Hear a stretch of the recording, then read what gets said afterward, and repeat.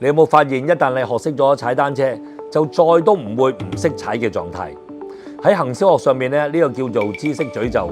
當你掌握咗某一種嘅知識嘅時候，你就好難想像唔知道嘅人係咩嘅感覺。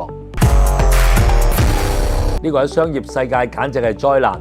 1909年，舒利茲啤酒嘅老闆覺得高溫純氧吹製嘅係全行都做緊嘅廢話，冇乜必要講啊。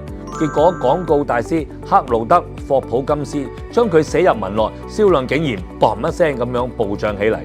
點解？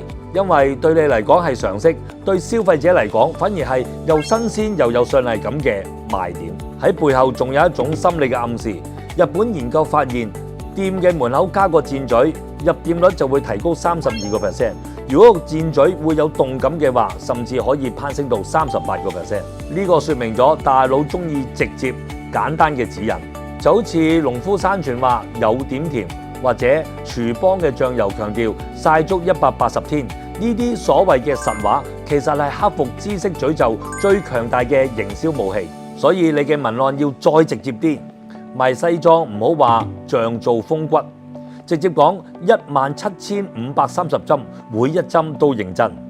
賣底褲嘅唔好講由內而生，直接講每條9個7，着污糟就掉。